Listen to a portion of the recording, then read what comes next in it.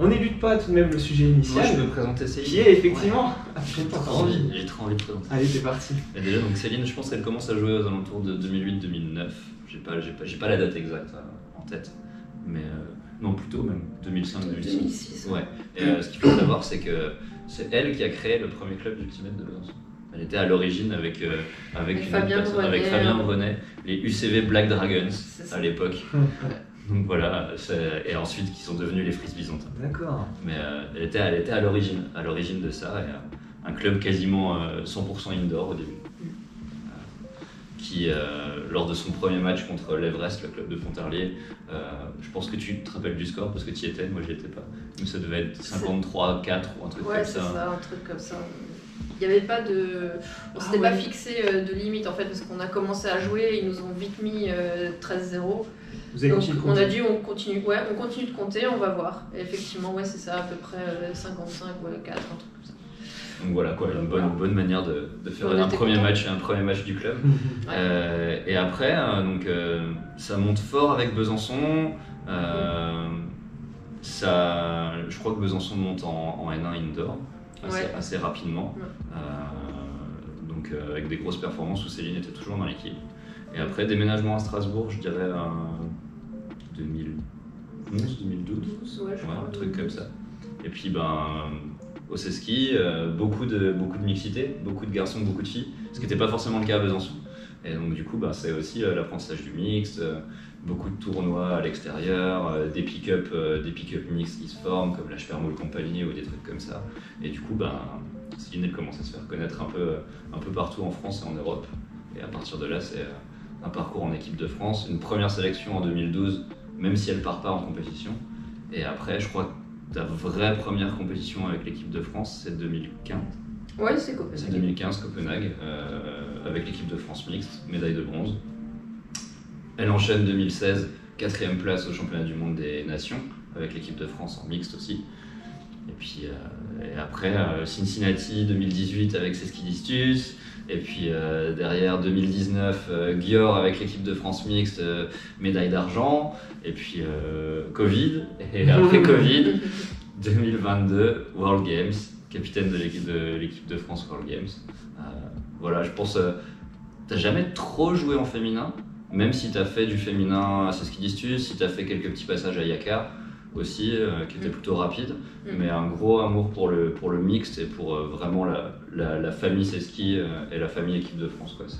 Dudu, c'est quelqu'un d'extrêmement passionné, mais vraiment je pense que c'est ça qu'il a défini le mieux, et avec un sens du sacrifice énorme. C'est-à-dire que si elle s'engage dans quelque chose, peu importe ce qui va se passer autour, c'est cette chose où elle s'est engagée qui va prendre le dessus sur tout. Même si ça demande des sacrifices familiaux, financiers, physiques, moraux ou quoi que ce soit, ça va être au-dessus.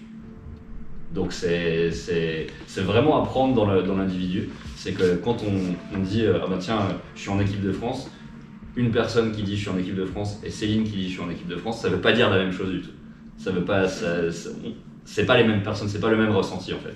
J'ai jamais connu quelqu'un dans le monde de l'ultimate qui a la même fierté et pour lequel ça veut dire autant que de dire je suis en équipe de France et je fais tout ce qu'il faut pour apporter le mieux à l'équipe. Donc ça, je pense que c'est une grosse qualité. Et ça a aussi du coup pas mal de défauts. Parce que ça veut dire que c'est quelqu'un de très vocal, de très exigeant avec elle-même. Trop exigeante parfois avec elle-même. Ce qui fait que c'est au niveau émotionnel, c'est très en dents de scie en fait.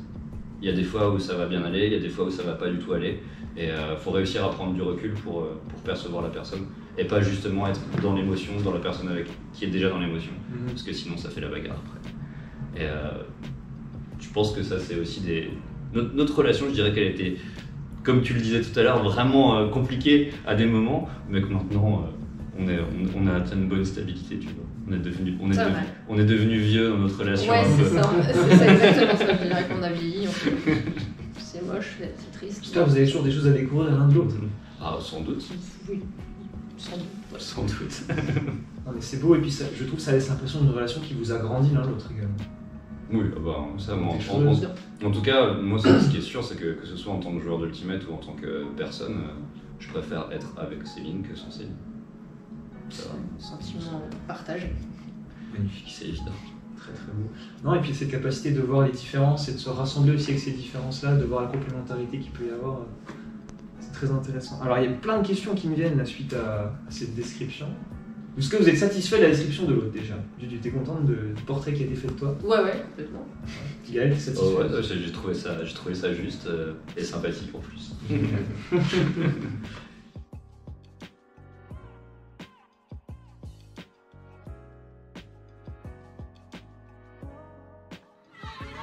We haven't seen much of her.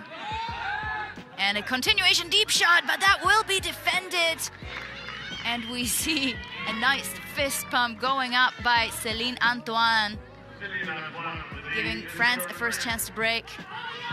Antoine leading her troops into battle. A great performance in the opening few minutes from the captain. You see the other captain, Ancelon, pick up this disc. Antoine's gym work paying off.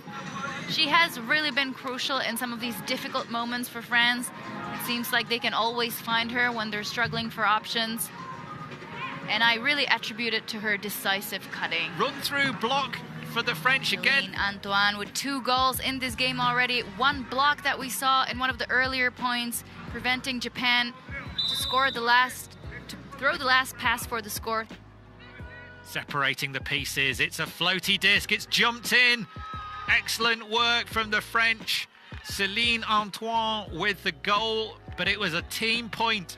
They made light work slicing through the Australian zone. And Raquel, this is looking good for the French right here. She has enjoyed that last jump into the end zone so much. She is one of the oldest players on the team, 35 years of age, out of Strasbourg. She plays for Cesquidiscus, which is also the club team for the captain Ancelon.